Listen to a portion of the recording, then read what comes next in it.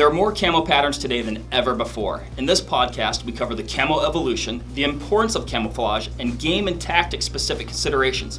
Which camouflage pattern is best? Well, the answer to that is... it depends.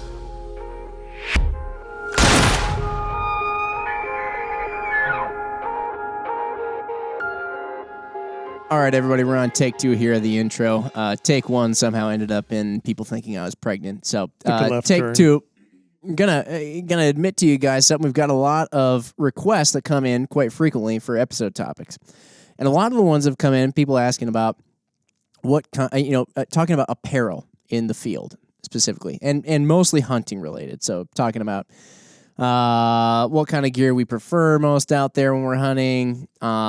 Camos, materials, all that kind of stuff. And we've been kind of kicking this one around for a little bit. We want to try and do it in a tactful way. Of course, this is one of those times where you realize the podcast you listen to is also sort of associated with a brand. We don't want to accidentally poo-hoo or whatever any one particular brand. Favorites. Exactly. We don't want to play favorites when we have a lot of different relationships with a number of these different companies that make various different hunting clothing, many of which we like. So anyway, we're going to try and do it as tactfully as possible. One of the things we thought we could talk about here, and across the table from Mark and I, is Paul Neese, the Neese, also known as, and Eric Barber. Glad to be back. The Barber. The Barber. Yep. now known as. And we figured we could discuss camouflage patterns, and I don't know what all goes into them and everybody's experience here. We've got, Paul having a ton of experience out west along with Mark. Eric having a ton of experience in the Midwest. Me just having eaten 2 tacos and I look forward to your insight. It's bound to be earth-shattering. Yeah. Some experience in random places. But yeah, where do you guys start with camo? I think one of the first things that I was thinking of is sort of the how much does camo come into play when you're out in the field? Mm-hmm.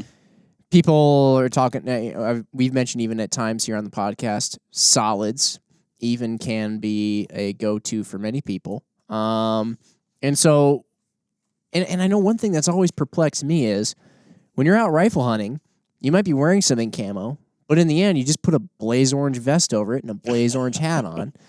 And then when you're bow hunting, many times in the same area, then you're in full camo, and then it makes me wonder how much does the camo come into play? I don't know. What do you guys experience? Well, and then you've got camouflage orange too to further complicate the whole thing. Right. Yeah. That is another thing to break up the lines, perhaps, and stuff like that. What are your guys' thoughts? I mean, so I guess my initial thoughts would be it's the importance of camouflage is going to be somewhat dictated or maybe heavily dictated by what you're pursuing, the game you're pursuing. Yes. And like you mentioned, Jim, how you're pursuing it. Are you rifle hunting? Are you bow hunting? How close in proximity are you getting to these animals when you're going to be kind of, I guess, at those more critical moments? To me, turkey hunting, camouflage, extremely important. Deer and elk, maybe not as much. Now, before people throw their pitchforks at me, let the record show that I do wear camouflage while I deer and elk hunt. But it's an interesting topic, often highly debated. I think it creates a lot of discussion amongst groups. Yeah. And then all the way down into everybody's got their favorite pattern. I have favorite patterns, but I don't know. Yeah. Eric, Paul, what are your thoughts? Yeah, you're pretty much on the money there. It has to do too with like the animal that you're hunting, right? Like you mentioned turkeys, and turkeys are notoriously sharp-eyed. Mm-hmm. You're typically hunting them with a shotgun or a bow, so you're in really close. So you really kind of do need every little bit of an advantage you can get. And then you get out into some of those western big game species, and you could still be bow hunting, but more, probably more oftenly you are chased around with rifles at long ranges, and camouflage is a lot less important there. It's just it's a function of the animal, the terrain you're in, a bunch of different things.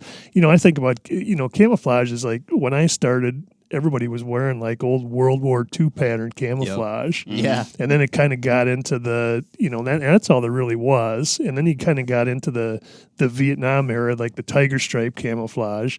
But that's, that was pretty much the name of the game. And then you, sometime there, and probably in the mid 70s or so, you got some of these big companies getting in, starting to design patterns specifically for hunting. And then and prior to that, camouflage was pretty much the name of the game for bow hunters. Like I talk about the World War II stuff and the Vietnam era stuff. It was mostly bow hunters that were wearing that stuff then. Okay. And it was all, the apparel was generally kind of cheap cotton stuff. There were nothing like the high tech stuff that you've got today. But at that time, I would guess most of the Western big game hunters were probably still wearing solids and the old red and black checked wool stuff and green wool pants and that type of thing. And camouflage wasn't really used all that much in rifle hunting. But then as you kind of got more of these companies getting into it with patterns, and then following patterns, you got the rise of good gear and clothing and better quality stuff. And then it kind of became more and more popular for rifle hunters to start using camouflage then too. And of course now, big chunk of people are out there using it all the time for whatever they're hunting. It's almost seen as the way you do it. You wear camouflage, you're going hunting. It's just the two go together like peanut butter and jelly. But it, one of the things I've seen now, and you guys can comment on this too, is with the rise in patterns and clothing, and now you've got some of this really nice technical gear that kind of sprung out of mountaineering and climbing, and of course the cost has gone up. It's gotten more and more expensive. And now it's like, it's funny, I find myself thinking about, now I'm starting to pay a lot of money for this apparel, and you start to think, well, now I've got to kind of get multiple use out of this stuff. Yep. So I find myself kind of leaning back into going more to the earth colored solids, because if I'm going to spend, $300-400 on a nice set of clothing, I pretty much want to use it for a little more than hunting out there. So It's funny it's you kind of mentioned funny that, the way yeah. it's almost come around like a full circle on some of that. I think even the patterns have come a little bit full circle. You talk about kind of like, some of the, the Vietnam type camos, which were kind of like almost like a generalist, earth Very much tones, so, yeah. break up your outline. Then we got into, kind of the, I guess, I'll name drop. You got the mossy oaks and the real trees of the world coming in with, this very more, I guess, specific kind of like mimicry of natural terrain. Trying to very closely almost match like they stuff, took a picture and printed the picture out on clothing. Right. Of a background or something. And now you look at, some of the ones that we have in front of us today, and it's kind of going to that those more open, general patterns. Yeah. And it's interesting now, like even the mossy oaks and the real trees you're seeing them go to like those more patterns that are kind of more contrasty, and like rather than like the picture image, more of just like graphic earth tone blobs, so it really is kind of going full circle. Yeah, many times you look at some of the camouflage patterns like you're talking about that are more around today that are a little bit, they're bigger features. You wouldn't look at the feature and say, that looks like a leaf. You'd look at it and say, that looks like a, lava lamp or something. Right. In earth tones. Yep. Yeah, in earth tones. And when you look at those, sometimes just without any context around them, they're quite, they almost stand out in a weird way, They do, Sure. yeah. They do. Like yeah. right now we're in an office setting, and then you look at it and you're like, holy smokes, like these are big old chunks of like a single color. Like that stands out. Right. But then actually when you get out in the wild, it does tend to blend in a little bit more. Yep. But lots of things blend in when you're out in the open. It's kind of wild when you actually think about it. Like if you're going out, even if you're just in a big wide open landscape and somebody else is wearing solid colors, they're not always easy to find. There's tons of colors out. Yeah, absolutely. In nature. Yeah. Well, I think a lot of times earth tone solids really make pretty effective stuff. Yeah. Mm-hmm. They work a lot better than a lot of people and in marketing groups for some of the camouflage companies might tell you that it's good stuff. It's just interesting too when you one thing I was noticing when we looked back at on the Cruising for Coos pod venture, we looked back at some of the footage we had of the Coos deer, and once we were actually finally able to, one person would find him in the glass, then you try and talk the camera guys onto it, and it'd take a little while, and it's a big giant operation to try and get everybody looking at the same deer. Once we'd finally get footage through, and you can go back and watch in some of those videos. There's tons of really good phone scope footage and just long lens camera footage. But I thought it was interesting. You look at those deer, masters of camouflage. Yep. A lot of people talk about it all the time. They are, from afar, kind of a solid color. When you get up close, you realize that they're fur, hair. I can't ever remember the technical difference, but it has kind of these different gradients to it. But the thing that I actually found most camouflaging about them is that when you are far away and you finally see one, you do kind of see that they're sort of a big, solid color, earth tone color, if you will. And then that you can kind of, oh yeah, that's a deer. The one thing that I found kind of interesting about them, though, that I felt was a really big portion of their camouflage that not a lot of people talk about, is just when they're standing somewhere, their body creases, if you will. So where the leg comes up and meets the main body, there's sort of that shadow cast from the leg onto their body cavity. Or when they move or bend a little bit and their skin folds up somewhat, you get those shadows in there and those different ridges, actual 3D texture to their skin. That actually I found to be one of the most challenging things, because when you're looking at a big bunch of rocks behind them, all those rocks have their own little lines and shadows and stuff that they're casting. And it was almost when they would get perfectly flat to you and be a nice, not folded up or anything, just nice flat gray side. Wall of hair. Yeah, then you would see it a little bit better than if they actually kind of turned around or something.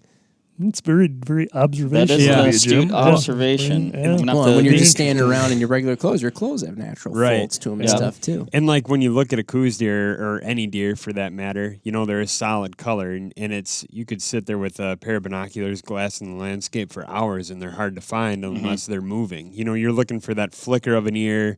Maybe they just kind of stretch in their bed or whatever. So it's that movement that you're picking up on. Even though they are a solid color, you're not picking up on the fact that, there's a brown blob on the landscape. You're looking for that movement. Oftentimes. The rock that moved. Exactly. I mean, you'll see a deer bed down in the hardwoods, like in the Midwest, 50 yards away from you, and that thing beds down, and now it's like, holy crap, I can't even find it. It's just because they're smart with their movements, and I think that applies and correlates full circle to camouflage. Like hunters, I think if people are cognizant of their movements and not moving around a lot in a tree stand or on a glassing point, you're going to blend in a lot better regardless of what you're wearing, than if you're sitting up there wearing the most technical camouflage in the world, but you're doing the hokey pokey. Yeah, that's very, very true. It's funny as a guy who spent so much time sheep hunting, and we'd be a lot of times hunting, and we might be in areas where you might see another tag holder now and then, and it is funny you say that, Eric, because so many times you'd see guys and they'd bust up on a skyline or something, or walking down a skyline. Well, if you're putting yourself up on a skyline, doesn't matter what kind of camo. There's no camo for that. You are a black silhouette moving down a skyline, and and that's a good point. Walking through the woods too, it's like, if you're going to cross a big meadow or something, well, if you're going to walk right out in the middle of a big meadow, crossing it, very similarly, you can wear the best camouflage in the world and you're going to stand out. Whereas if your buddy is skirting the edge of the meadow and staying in and out of the trees going around that same piece of land, he's going to be a lot more camouflaged regardless of what he's wearing or whether he's got a solid coat on. So, yeah, that's a really good point, thinking about that. And from a tactics standpoint, I think you can learn a lot by paying attention to how the animals themselves move, too. Yep. Like you look at a deer or an elk.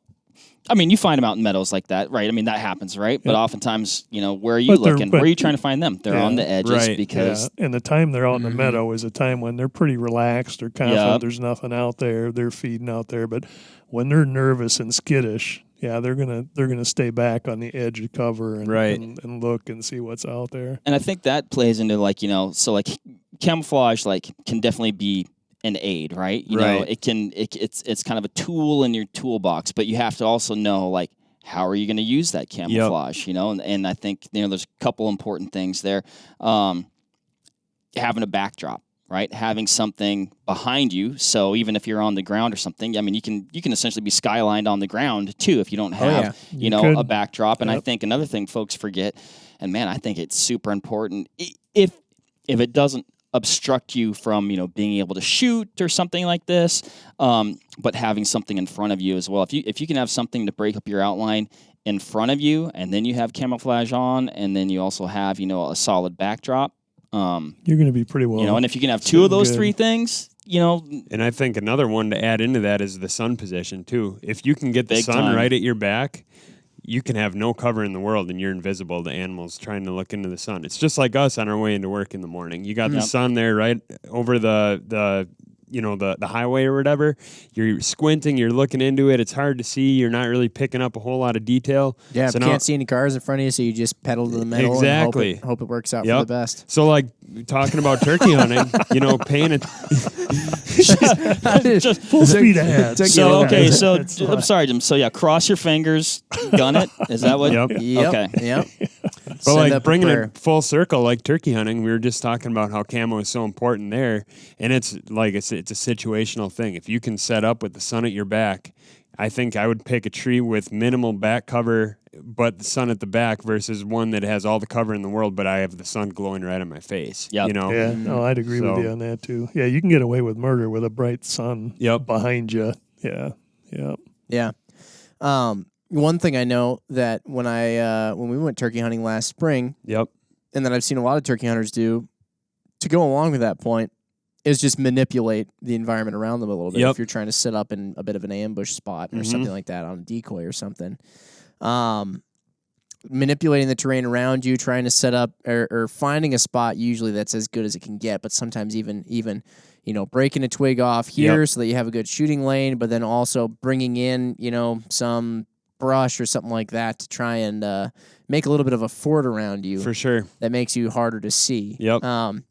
It's kind of reminiscent of when you see the and I don't know if it's like still a current thing. I have to imagine it is, but I can't call myself a sniper. So, but it's reminiscent of like the ghillie suit, you know? Sure. How guys Yep. will go through and they'll take pieces of whatever is around them. You know, their ghillie suit is always changing essentially with whatever terrain's around them. Right, They take right. whatever's there, Yeah. and then if they end up in a new place with new terrain, they're swapping it out and Yep. always trying to stay current, if you will. with Right. what's around them. Blending in. Well, and you were Blending talking about that three-dimensional aspect earlier, Jim. Man, ghillie suits.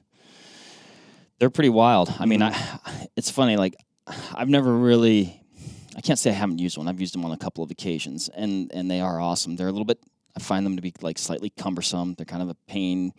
You know, I'm always worried if I'm going to, particularly if I'm going to shoot my bow, right, which I know, man, the guys at the hunting public, I mean, they use ghillies all the time, and maybe you've used them a little bit in the past, or you as well, Paul, but, man, you talk about camo, those things are camo. And I think the big thing there, like even aside from the ghillie suit and what's actually on it, is just the fact that like it breaks up any hard edge. Like if you want to talk about the first thing that stands out, your hat. You know, there is nothing in the woods that looks natural like the brim of a hat. That's why I don't wear one. Yeah. So like, you know, like turkey hunting or like the ghillie suit, you see the hood part of the ghillie suit. I think that's almost the most important part of it. Your head and shoulders, you know, you can do away with like the stuff on the sleeves or whatever, but as long as you have that kind of your core outline broken up, and that goes down to camo at its, you know, most basic premise. Yep. If your core is broken up and you don't really have that distinct human or whatever the shape is, you're going to blend in a heck of a lot better than if you can see that very distinct background. Yeah.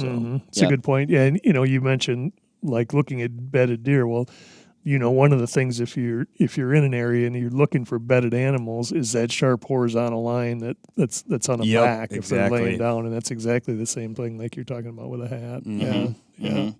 No, for sure. That's why I've got a what is it, kind of like a leafy that hood head cover. Yeah. And so like or like it's like a face mask / cover, but I actually, you know, a lot of folks like will wear their hat like on top of that, and I actually pull it over the whole top. So I guess still the bill of my hat is out, but like, you know, that bill is also blending into, you know, it's got the leaves essentially above it, or the fake leaves above it, and the fake leaves below it. And Yep, exactly. I love, like, I believe in that thing. Yeah, definitely. Totally. Like you said, Eric, you're trying to break up your outline, and that's why, a lot of these, more open patterns, I guess that's why I gravitate to those, because I feel like, they do a really nice job of that. And you can't look at it like you were talking about, Jim. You look at it here in the office, and it stands out kind of like a sore thumb, right? And I guess a more mimicry type pattern would as well. But man, you get out in the woods, 5, 10, 20 yards away, and you've got those surroundings disappear. Yep. It's shocking how much a person can disappear out there. It really is. Yep. What's weird too, like you look outside, you look down at the ground, and you look at stuff around you, and there's lots of little details, and that's where, when I first started looking at camos, I saw stuff like the really big open patterns you see now, and I thought, what a joke, Yeah, that doesn't look like it would blend in at all. I can see it real easy, and then you look at the ones that are real tight, detailed, all kinds of little things going on. And you think to yourself, well, that looks more like what the dirt looks like when I look down at the ground. Yep. And how would that not? And it really kind of probably depends a lot on where you are, I'd have to imagine. Yeah, it does. I don't know, Paul, obviously you kind of hunted all over the place. It's funny, Jim. When we were talking about ideas for this podcast, one of the comments I made is that I do feel like a lot of camo patterns are a little bit like fishing lures, right? Dude, that I was just going to say that. They're designed to appeal to the guy buying them more than necessarily being something that an animal is going to say, hey, that just disappeared on me. Yeah. And I think there is a lot of that. I think that's where some of those ultra realistic type patterns probably many times appeal a little bit more to the buyer's eye than anything else. They're just kind of cool looking. Like you're saying, you're looking at a patch of ground, and it looks like, well, that would kind of blend right into that patch of ground or that tree trunk that's right behind it. But it doesn't necessarily mean out in the field that's going to do the best job in a variety of situations, from, making you stand out. Yeah. It's like, viewers probably can't see this real well, but on the table here, there's a couple different patterns of camo. And, one of the things, like, there's a pattern here that's pretty light colored, a lot of fairly fine markings. I think some of the things you can point out are a pattern like that is, by and large, a pretty light colored pattern. It still has got lights and darks, but like that pattern, you can imagine if you were wearing that pattern, you were, say, walking through a shaded pine forest, you're going to kind of look like a big sort of blob of light color there. Yeah. Where an overall darker pattern would probably be a little better in that situation. On the flip side, if a guy's walking out and he's crossing a sunny patch of sagebrush out in the open, a pattern like that would work pretty good. Yeah. But it's, different uses, different backgrounds. But I feel like that a lot of that ultra fine detailed stuff, if you step back only a little ways from that, it just all of a sudden it kind of looks like a general silhouette, and it might be like a blob. Might be tending towards light like this or dark, but that's really all it becomes, is kind of a light blob or a dark blob. But that camouflage detail, once you back off a little ways, you pretty much lose any benefit to that. I guess even the dirt, when you look at dirt far away, it looks like just a blob of brown. Kind of look like one. Yeah, if you were to look at that dirt from a couple hundred yards away, it would just look like one particular color of background. And what do you guys think? So for people out east, we don't say out east a lot on this podcast, I got to admit, but I'm the camouflage pattern I'm holding up right now that's kind of been on the top thus far is more of what I would consider like a Western hunting camouflage pattern. More popular in the West. Or more popular. Yeah. Yeah. Now somebody wears this out east in like the really thick woods, forest, bayou even maybe, I don't know.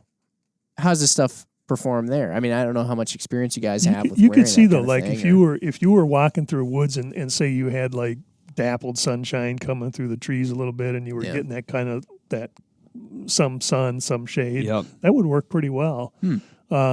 I've used patterns like this a lot of times back here in the Midwest too. If you're tree stand hunting and you're up in a tree and it's later in the year where the leaves are starting to come down and it's not that that solid leaf color behind you, but more a pattern of sky and branches. I think this sort of stuff works pretty good in that because it's giving you that light colored, which kind of looks like sky behind you, Yep. but yet dark, which might be tree trunks or branches and that type of thing. Mm. But if you were early in the year and you're bow hunting and everything's a lot of leaves and green, and then I don't think this probably would be quite as effective then. You know. I haven't been able to commit to full solids like when I bow hunt or turkey hunt. But I often think about trying the experiment and seeing if I'm not willing to risk noticing a difference. Like, oh, that didn't work, But we're talking about that movement earlier. I think that's so key. I mean, I think animals are designed to start movement. Movement is everything. For us, when we're spotting game, I'd say, what do you spot first? So many times it's movement. It's something was there and it moved. You're like, oh, there it is. Yep. When I think if you sit still and wear earth tones, you can probably get away with a lot. I think you can too. When I got 25 yards from a coos deer, I was wearing solid brown pants and a solid green top with solid brown boots. And I'll say this, Jim, you were full ninja mode. That was impressive. That was impressive. That I think did come down a lot to the movement because to go 250 yards, I took 2 hours, which was, it was painfully slow. And I'd say the first 10 minutes was getting within 100 yards of the deer. I shouldn't say 10 minutes. Probably the first 20 minutes was getting within 100 yards of the deer, and then the next hour and 40 was getting to 25. And yeah, I was just being incredibly slow and quiet.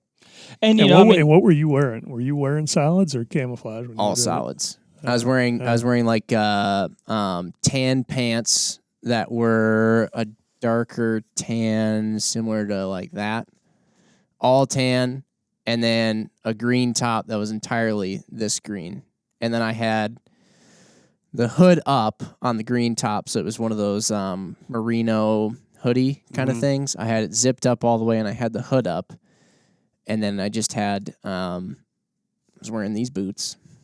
Oh, jeez. There they are again. There's my hippie coffee shop boots. But, yeah, and then actually, no, this is a really close color, close-ish to the color of the pants.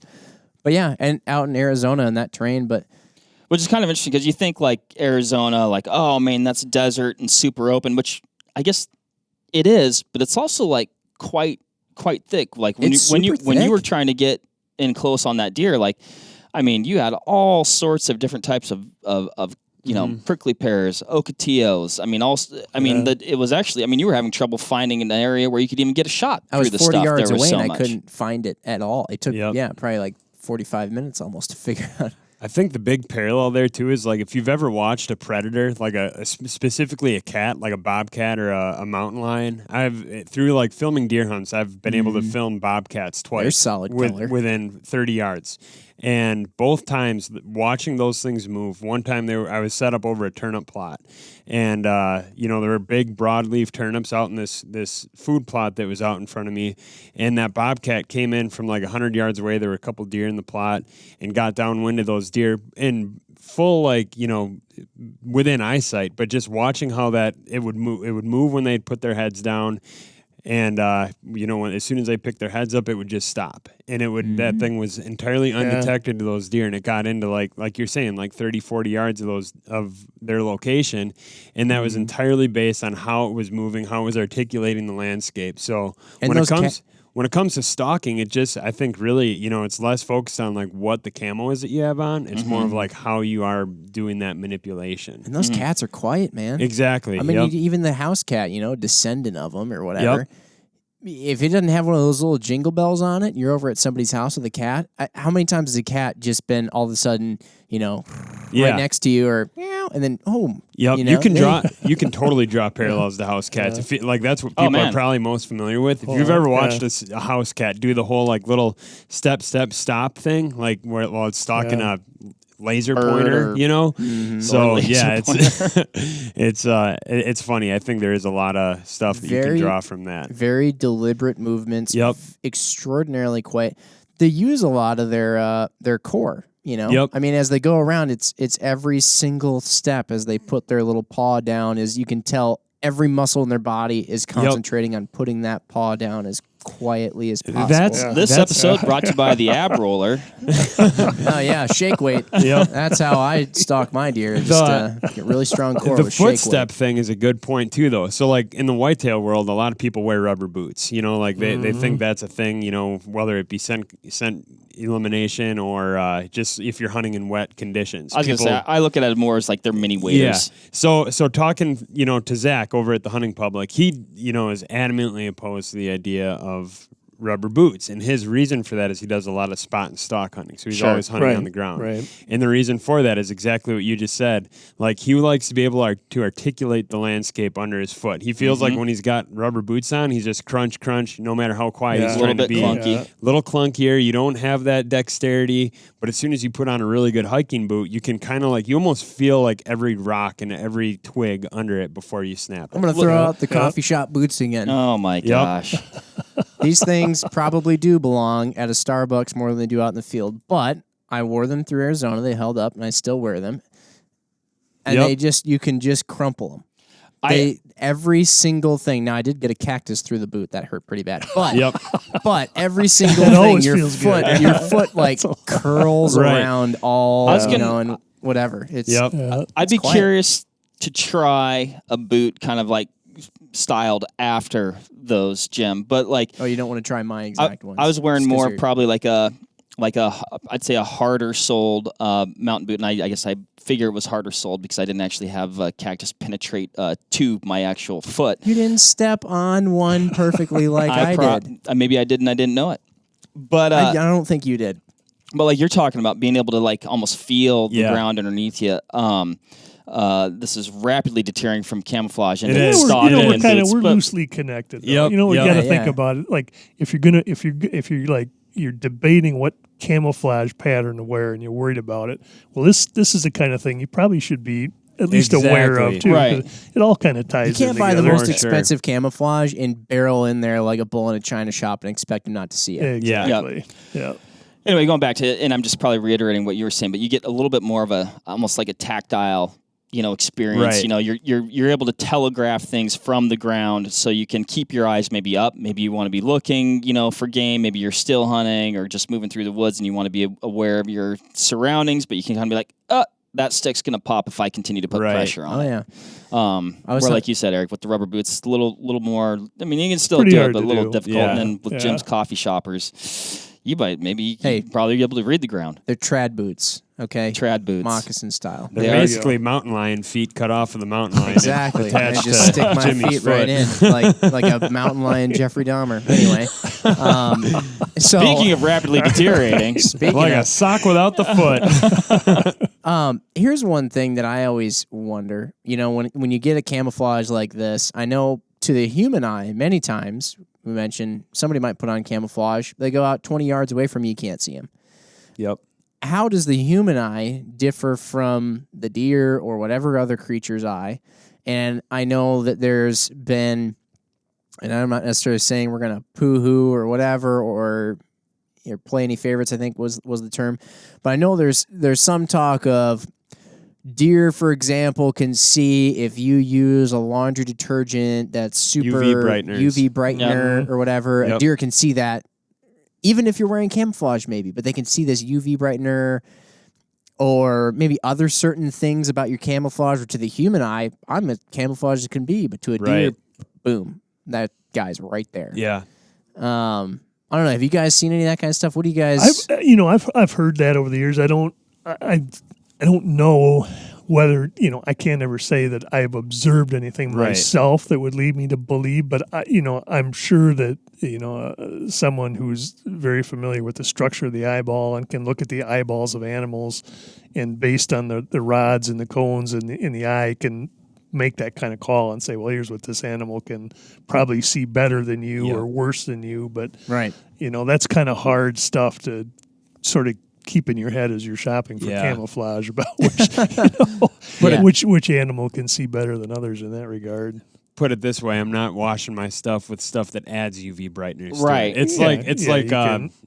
I don't know, like you said, Paul, I don't think I've ever witnessed anything like that I can hang my hat on and say it peg me because of conclusively this. that yes, he did see me. Right, but it's like that one extra precaution to take. Doesn't hurt. Yeah. It doesn't hurt Yeah. to do it. Yeah, you might as well. Yep. I think you can look at camouflage in general a little bit the same way. It ain't going to hurt anything. Right. But yeah, I mean, I've read that, boy, for countless years, like, UV brighteners, you essentially show up, at least, ungulates, like almost like a glowing blue, and I guess I do put some stock into that. I mean, I think, you couldn't be, I guess, I feel like you couldn't be talking about this and selling products if there wasn't some sort of basis for it. Yeah. It'd be almost like a false advertising type thing. And you look at how Paul, you brought up fishing lures and kind of like the correlation of like, sometimes they're designed to catch fishermen, like certain patterns might be as well. But also you see a lot of fishing lures nowadays and they actually have UV, they're almost like you have UV paints on them. So they do show up more. Like they're trying to bait something in. Yeah. Right. But I mean, it's still. Oh, so you're just saying that UV. It does have like a visual impact on what, fish. UV I'm not trying to brighteners, hide from fish. Of course, you got fish camo now too. So I have heard that there's been some like studies out there that connect the color blue to a color that like deer and elk and cervids can see better than other colors. I don't know if there's anything to that. But I have heard that thrown out, and I think there is actually some science behind that I can't really speak to, but I've definitely read that. Mm-hmm. So what an interesting color to be able to see better than others. I've read that too, that like, like of any color, blue is kind of like, the no-no that just really, really stands out. And then in the same breath, a lot of deer and elk and other things have been shot in blue jeans. It was just going to say that. Yep. Well, and a lot of deer and elk have been spooked when somebody's wearing what would seem to be the perfect camo. Right now, there's a guy he knocks down 200 inches every year in his blue jeans and flannel, and he just quit listening. Yeah. Well, like going back to that blue thing, so you think that we all grew up hunting here in Wisconsin for deer, where you've had to wear blaze orange when you're deer hunting, and quickly as people became a little bit worried about blaze orange, the thoughts were thrown out there from biologists and physiologists said, no, that you really don't have to worry about it. Deer don't see orange all that well. And, we just talked about, and I'd have to say over the years and experience I've had, I would tend to agree with that.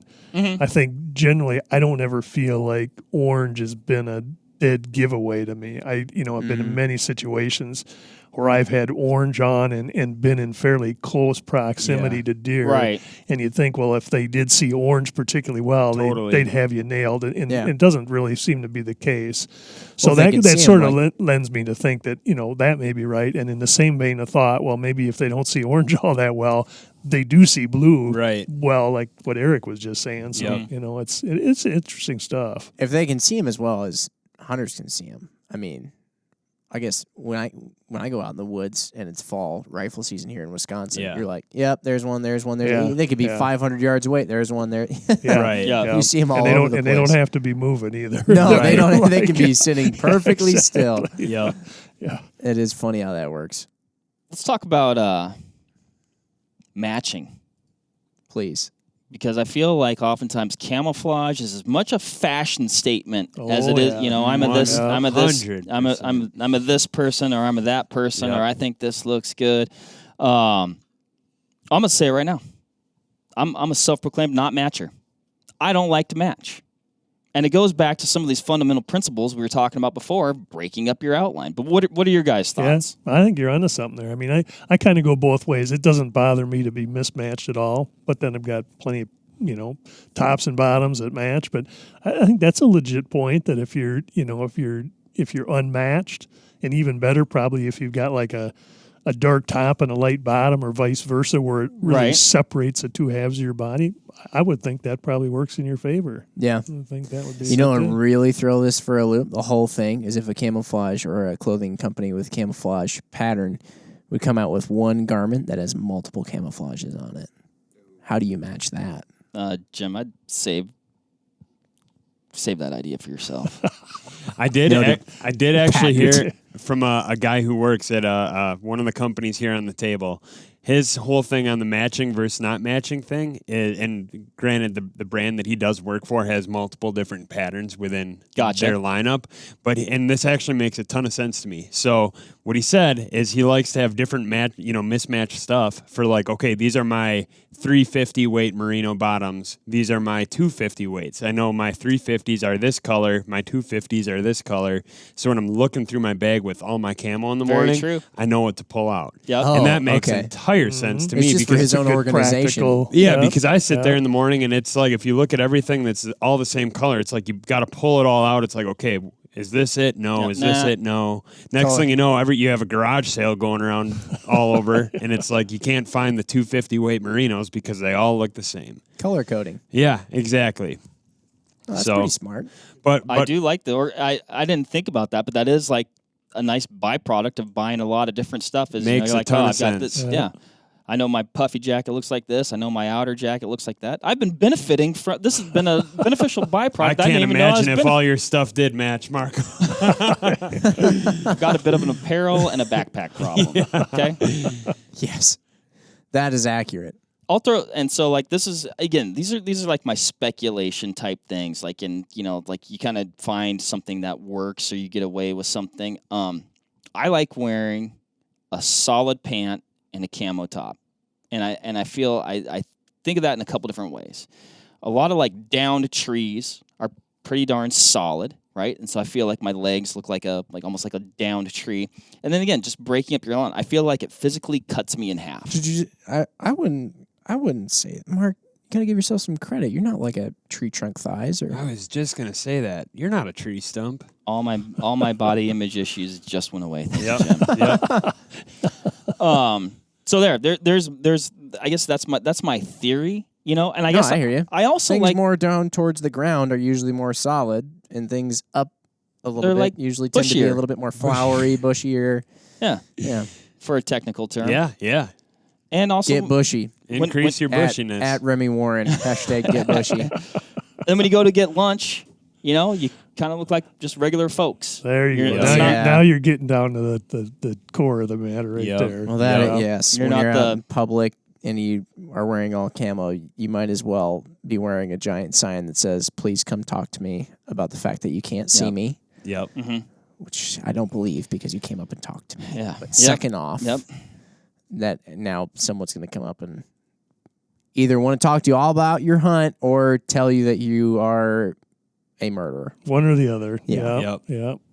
So those are my thoughts on that. It's easy to look more like regular folks. If you got solid pants, you can even put a regular jacket over the top. Or to Paul's point earlier, maybe your jacket, maybe that's just solid too. Maybe, yeah. Less conspicuous. Yeah. I find myself going that way. The more expensive this stuff gets and the nicer it gets, it's like the more I want to use it. Right. The more you want to wear it to other places besides out in the tree. And I gotta say, it was funny too. Like when I was out there stalking up on that coos deer, the last thing I thought of was, "Oh, I'm in all solids." It didn't even occur to me. Right. Actually, until just now. And it didn't occur to me. I wasn't like, "Oh, Jim's screwed." Yeah, right. He'll never make it. Just sort of was. Yeah, I mean, if I would have been stocking up on it, maybe it was way more wide open, but it was so thick down in there, maybe it would have been different. But I mean, there was a lot of stuff between me and the deer, but I mean, it was close. Yeah. One thing I think that does make a little bit of a difference for concealment is like the shimmer or amount of shine that a garment throws. Oh, huge. Like, texture. Like, so we're looking at a piece here right now that's a fleecy, material. So if let's say this is a solid green color, with it, given that it is fleece, it's not really going to show a lot of shine. Mm-hmm. But now looking at a puffy or something, for instance, that has more of a flat, sleek color profile to it, that, I think is more susceptible to showing a little bit of shimmer. I look at that all the time in like a solid black. If the sun hits it just right, you get kind of that glare that you would get off like sunglasses. Almost a shine. Yeah, so I think there is something to be said, as far as that goes. But I think that's more important, if you're like trying to do ambush style hunting. You know, like obviously the sun is gonna, if it's bouncing off your clothes and something's seen that from a far ways out, probably not gonna come moseying on over to see what you are. So that's one thing that I had written down that I'm kind of curious what your guys' thoughts are, but. Oh, I agree with that Yeah, I do 100%. too, You know, I think totally, this yeah. one does, you know, a pretty good job Yeah. of being a nice That's matte. pretty muted. In It's fact, more of this a- even actually has a little shimmer to it. Yep. But yeah, no, I think that's a real big deal, Eric. You definitely want something that's not going to be, you know, essentially reflecting or creating a glare. Yep. You know, and sometimes, you know, it's sometimes I forget about it, Jim. But you know, you have your sunglasses on top of your head. Definitely. You know, you wonder why those ducks Yep. are flaring. That's why you need an ARD on your scope. Plot twist, you don't need an ARD on your Eric, scope. get out. You call Yeah, you yourself didn't even. tactical. We hadn't even talked about the waterfowl aspect of it too, but I know that's a big camouflage. Actually, is a pretty big thing for waterfowlers, isn't it? Yeah, I mean, I think you get into waterfowling and turkey hunting, and I think those, and I guess, you know, they're both birds. Pretty sharp-eyed. Turkey Sharp-eyed hunting critters. seems to be the big one. I think Yep. it seems to me over what I've seen, turkey hunters are probably the most picky about camouflage and the most Totally. concerned about, you know, not only themselves but their faces and the guns, and every last piece of gear has to be properly covered or coated. Yeah, I mean, the only thing they have left to do is do the old Lil Wayne tattoo on the eyeball, so they can get rid of that eye white. Even then, you know, it's funny if you're, you know, you pay attention to this stuff. It's like if you're close and you'd actually learn not to make eye contact with animals. You look down just for exactly the reason you're saying. Not have that predator stare looking at something, you know. And There's something about eyeballs that are just I think they're the definitely first things you is, see once you finally Right. notice something. Yeah. It's just you gonna drop that line third podcast in a row, Jim? what? The The eyes are like the groin of the face. Gonna try and three in a row, everybody. Yeah. I don't know how these are gonna launch, but Gonna listen try for and it. You'll find figure three. out a way to put that in as many podcasts Yep. as I can. Yep. But you know, and you talk about your eyes. You know, they're located on your head. It kind of amazes me. Let me just preface that. FYI, everybody, don't say you didn't learn anything. In case you forgot. But you see a lot of folks, and they put a ton of effort into camo. Like, camo, it's the end of the world. Yeah. Like I said, and I do think it helps, but they neglect to cover their face and their hands, which definitely. are Hands. you know, two of the portions of your body that are probably actually moving the most. So we're talking about, you know, movement. Yeah. So, you know, and I think it definitely, you know, we're talking about bow hunting versus rifle hunting. I think it definitely comes more into play, you know, when you're archery bow world. hunting, you know, or, when you're or close, turkey hunting, or is what turkey hunting when you're talking trying to about, get where super close. Yep. But, yeah, you know, you know, of course, then you got to take into consideration what kind of face mask you want to wear, if that's going to interfere with your draw, Yep. you know, the string on your bow or something like that. But so, you know, for me, like, you know, even before it was maybe fashionable, but I'm a big face paint guy. Yeah. Just because, and you were talking about glare earlier, you know, just it kind of Yep. mats down that glare. The sun doesn't hit your face. I can't grow a glorious beard like Eric. He would say that I can. I don't believe You him. can. We're actually going to We post just it in never the show tried. notes. I I'm did actually try. gonna- It didn't work. When? I've got photos. When Eric and I were bear hunting, I had 3 back-to-back trips. I kind of let it ride a little bit, and Oh, I saw that. I thought it looked cool. I Every- thought you the had a whole decent, world. decent one started, I think. Yeah. It's not The bad whole looking. world thought he looked good. He's the only one that doubted it. I needed this Are you finding this self-confidence. right Yeah. now? Look at this. Hang on. And we don't have. Anyway. Mark, you can try and come up with something else to talk about, but Oh, hey, I'm interested okay. in this. Well, here's what I'm going to say. If you right. can grow a glorious my beard, God. I Gosh. thought I was photographing Mark. Jason Matzinger. speaking of glorious holy beards, smokes, dude. Yep. You it's gotta the let that sides. That's thing the go. front. It's the sides. Oh, you can trim that up. Bad sides. You can trim that up. He's got a good beard going there. You know, people talk about no shave November and man. things like that, and I think it's kind of like a fun thing. But my goodness, man, that's like having a ghillie for your face. Ghillie Yes. face. Yep. Gilly, You got ghillie face. gilly face. Yep. I like that. I know. Dude, look at this gilly face. Eric's always ready to hunt. He's got Yeah, constant exactly. ghillie face. Yep. The hands are big, but then you have to wear. Would you just combat that by wearing some kind of glove? Just you know, any That's what variety of gloves. Yeah. Yep. Just I'll- anything. Like, you know, like Mark said, one of the things, like, in Mark's example, your hands are flapping all over the place. You do move your hands a lot. You know, that's a easy thing to Or even if cover up. And you're moving your hands, or you go to raise your gun, Yep. you know, you got that Yeah. movement, but it might mask it just enough that it's like, you know, maybe not as alarming as it would be, or you know, or you go to draw your bow again, you know, it's just like, you know, something's going to probably, if they're there, they might spot that movement, but they might just leave enough of a question mark in their head, you know. Yeah. Yeah. Those are my thoughts on yeah, that. but you know, it's like when you're in close to stuff, even if they, you know, you have to do everything to conceal movement as best you can. And so having every, you know, if you're in a dark background, you've got light hands and your hand is moving when you're bringing a rifle up or you're drawing a bow, it's bad news. And you know, I can remember watching many times guys elk hunting and in close and waiting until a bull was in and then starting their draw. And then as soon as they move, instantly that bull Yeah. has them pegged and the bull freezes and then Yep. the guy's caught in a half draw or a full draw. And then it's just a waiting game. And eventually the bull usually wins that. And, you know, the guy lets down and off the bull goes. Yeah. But, you know, that's a type of thing where that hand is moving. You know, you're drawing that bow and that hand is moving. Yep. And if it's dark and it blends in, it's less likely that it's going to get caught. So, yeah, that's an easy one to do. Those waiting games are pretty crazy that you wind up sometimes playing with animals. Yeah, you can archery hunting, get in all kinds of that sort of thing. Yep. Yeah, I was talking to you a little bit about the one that I ended up in.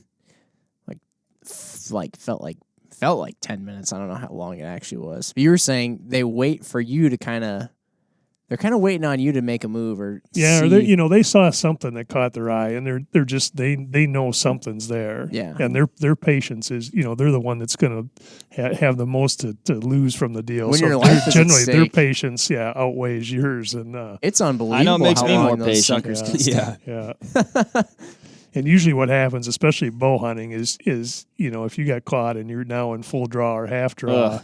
you can, even the toughest guy, pretty soon you're going to start to start shake shaking. and wiggle a little bit. Yep. And even now that animal's watching you, even now that tiny wiggle that might not have caught his eye before, he's watching it now and he's Yep. seeing it, and so he's going to win that game Yeah. 99% of the time. Yeah. That's wild stuff. All of us, I guess, but I'll ask this to everybody around me here, have been close to an animal. Mm-hmm. And so I'm just curious what you guys feel is the number one thing that winds up getting you busted. Scent. Yeah, Yeah. wind. Yep. Yep. Interesting. 100%. Okay.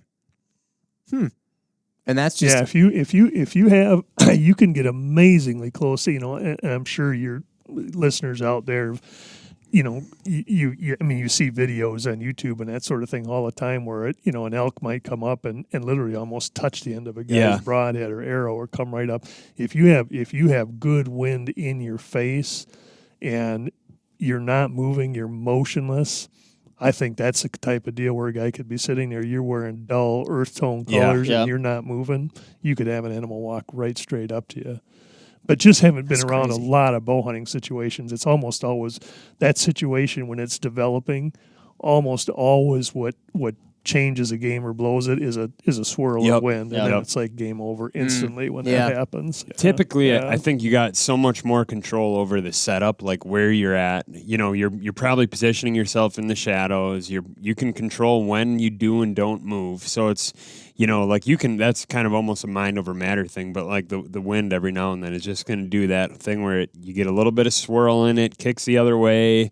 You get variable breeze or whatever, and then the next thing you know, something that was Yeah. in bow range is. And then what's funny for an animal, you know, a little bit of movement and you know, maybe that bull is coming in or that deer and they see a little bit of movement, they're going to freeze and watch it. But you watch what happens, that same animal, if the wind swirls and it blows your scent right to them, there's no pause, there's no wait, nothing. not waiting. They're gone All- instantly. They're all like their that. questions have Yeah. been answered. Yep. Yep. They don't wait around on that. They're out of there. it's so crazy to deal with another creature that relies so heavily, more prominently on its nose. Yeah, definitely. Than it does its eyes. I can't imagine doing that. You know, I can't imagine what I've But obviously. you probably where you were at it, Mark. You wonder, but can you imagine what it would be like to have the nose of something like a bear or an elk? Oh my God. It'd be It's like annoying. It probably would be. Yeah. Would it be annoying or would it be like you just like walk around knowing exactly what's going on around you? Yeah. Yeah. Like, it would almost be like having this like You could view walk beyond your view. You could where walk you're into the lunchroom and you'd know what everybody was eating for lunch instantly. Yep. Yeah, I was out shed hunting with my dog this past weekend, and we were working the upwind side of this big southern-facing ridge. So obviously there had to be a ton of deer bedded in the sunshine on that slope, and we were probably 500 yards away, and I could not get that dog to focus on sheds because all he was doing was nose in the air, like smelling those deer that were, bedded on that. He knew they were all there. Yep. I can't remember if I brought this up on possibly on a previous podcast, but I was reading a kind of a piece on like how a dog's nose works, and it's kind of like interesting. Like if you compare it to like if we were listening to a symphony, and we'd be like, oh, that's just lovely music, but all the music is like together. It's kind of like this one thing, but the dog, if you're going to equate that to their nose, they'd be like, nope, that's the strings. That's the horns. Yep. There's the percussion. Like everything is like almost like segmented out. Yeah. That's crazy. Yep. Well, I tell you what, if we had the nose of a dog, then apparently, according to my dog, I'd never be able to figure out where to take a piss. and I need a lot less camo. Yeah. Yeah. She runs around for like 10 minutes before she finally goes because she's got to sniff out just the right It's spot. a big decision, Jim. It is. It's a big decision because, it's not like she doesn't go to the bathroom every 2 hours anyway. Oh, I missed that one. I guess, I'll just go grab it later. That's what you would think they would think. But there's another good tie in to camouflage, though, right? Because it's like if you're spending all your energy worrying about the camo and the pattern you're wearing, and you're not thinking as hard about wind, yeah, you're kind of Yeah. And not that guys don't think about wind, but No. maybe guys don't pay as much attention to that as they should. And Right. it around here, of course, most people hunt deer out of a tree stand, and when you're up in a tree, you've got a little bit of give or take on wind. Obviously, once you're in that tree, you're not going to move around. You're kind of locked into that location for the day. Right. But, if a guy hunts multiple tree stands, you might have the chance to pick a better or worse tree stand depending on what the prevailing wind is doing.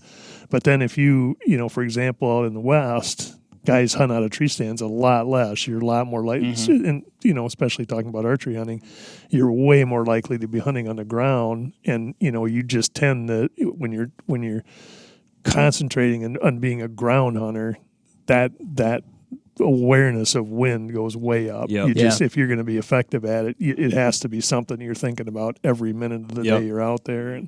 But on hunting out of tree stands, maybe not so much. Mm-hmm. I know I don't think about it enough. I am starting to, but I know it took me a while hunting with other people who hunt a lot, where you just think, oh yeah, let's go, and then you're like, well, wait, what? The wind's coming from that direction. Oh yeah. Yep. It's always that thing you got to think about Really, first. pretty Right. much, yeah. Exactly. you're talking about that movement thing earlier, though. I bugled in a bull this last September, and it was interesting. I kind of ended up in a spot where I was actually sitting on the ground. I had a big pine tree to my back. It was almost as if I was turkey hunting in a way, but it's just kind of the way the scenario laid out. This bull came in, and I actually, had I known exactly where he was, I probably wouldn't have bugled the last time that I bugled, but I ripped this bugle, and all of a sudden he popped out in this big meadow like 200 yards away. I'm like, oh man, he knows exactly where I'm at. And he did. But he ended up working his way to where he got to about 40 yards, and I was kind of like in this open meadow too, but I had that nice backdrop of that tree, which I set up against intentionally. Right. And he raked the ground with his horns probably 40 yards away, looking directly at me. Because like I said, he pinpointed exactly where that sound came from. He was displaying. It was completely awesome. Yeah, and, it sounds awesome. Just flinging mud with his horns, and it was pretty amazing. One of the coolest experiences I've had elk hunting. And then he got broadside, and so I went to pull my bow back. It was really my only opportunity. If I was going to draw, that's when it was going to happen. It was when he worked up the hill towards me, and man, I went to draw my bow, and he snapped his head up so quick. And he'd been within view of me for 200 yards, and for several minutes of that, 40 yards away. But it wasn't until I went to draw that bow, man, he ripped that head up quick. Yeah. It's wild. And for the record, I was wearing solid pants and a camo top. There you go. And to Paul's point earlier, you think about, oh, you get in these waiting games with these animals. Man, I can't believe they're so patient. Or, geez, man, their sense of perception of movement is so acute. And then you realize they're constantly trying to not die. It's life or death. Everything is life or death. And then you start to realize, okay, you know, I've been in a couple of parking lots in the past where I'm walking out to my vehicle or something like that, and I'm thinking, oh, my senses are pretty heightened right now. You know, I'm very much aware of, you know, somebody dropped a penny across the parking lot. What was that? You know? Yep. And they're pretty much at that state all the time. Yeah. Like Paul was saying, they live a pretty high stakes game. Yeah. Yeah. Every minute of the day. You were saying when we were in Arizona, you said if a Coues deer doesn't die from getting from getting shot by a hunter, it probably just dies of stress. Yes. I don't.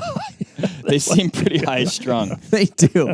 They do. Even when they're like surrounded by other deer and nothing's around them, they're constantly flinching and, you know, trying to look at what, you know. Ulcers, high blood pressure, I'm sure that plagues the Coues deer. Yep. Oh, those poor critters. I feel like people, I don't know, we'll try and title this in such a way that you don't feel as though you clicked on this in order to find out what's the best camo pattern. Because you can't really say what's the best camo pattern. Yeah, we're kind of circling around and around a little bit. Yeah. Yeah. I think that's kind of what. I think that's the answer, though. Yeah. Yeah. You know, it's going to depend on the game, the terrain you're in, how you're pursuing that game. And then, like we talked about, maybe mixing it up a little bit ain't a bad idea. Yeah. Think about the environment you're going to be in. You know, that, like, if you're primarily hunting one spot, maybe try tailoring it to that if that's something you want to do. But, you know, I don't think that's the end all be all of determining what you wear in the woods. Mm-hmm. If you can, cover your hands and face. Yep. Don't look at them.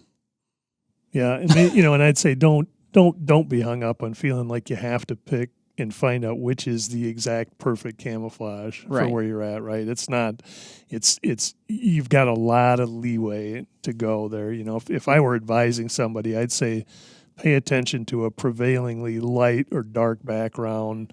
You know, I do tend to like these sort of patterns like this that have big blotchy shades of light and dark. I think they're pretty versatile that way. Yeah. But I mean, I don't think a guy has to be too hung up on hitting the perfect pattern every time. It's funny, you know, I talked about back when I was first starting to hunt in archery, and it went, you know, went from that World War II camo to tiger stripe camo. And then there was a really interesting color pattern that hit about that time. It was called ASAT. Oh, yeah. ASAT. It was like all season, all terrain. And it was really different at the time. Of course, nowadays it's still out there. It doesn't look quite as crazy as it did back then. But at that time, it was probably in the mid-'70s when that came out. It was a very, very unique color pattern. It was basically like a light background with just, you know, jagged kind of black stripes all over. It almost didn't look like anything. reed-like, but not. It didn't. It was like it was either a tan or a gray background. Didn't look like anything like real tree or tiger stripe or the leaf pattern. It was just out there.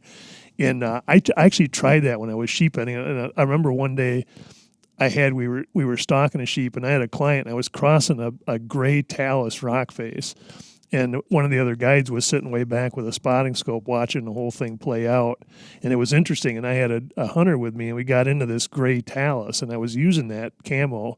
And he said that, you know, the second that I walked into that gray rock, that I just completely disappeared from. I mean, it really amazingly blended in. But then there were other times you'd be out in, you know, in a green area or a meadow or something, and it just looked really jarring. You know, it just seemed like completely out of place. But it was kind of ahead of its time, and it's still out there today. It's still sold now, and I think in a lot of ways it was the predecessor to patterns like this. I had no idea. Just contrasty, dark, light stuff, but. You know, there were times where you'd be in an area and it didn't look like it would work, and it actually did work pretty well. And then some areas like that gray talus, it just worked like a charm. You know, it just completely blended into that stuff. That's cool. What were you going to say, Eric? I had no idea they came around in the 70s. Yeah, that's exactly what I was going to say. There was a particular guy that came up with that color pattern. I don't remember what his name was. Because that is truly way, way ahead of the time. It was way ahead of its time. I always assumed that was like early 2000s, something like that. I think it was well before that. Crazy. Yeah. I think you get into like like it's second growth timber of the P and Dub. That stuff is it's pretty. I mean, it's there's a pretty group money. of people out there that'll like pay a premium for that camo. Like it seems like it's kind of harder to find right now That's than funny. it was. I just gave away. I had like 3 outfits of that stuff. Yeah.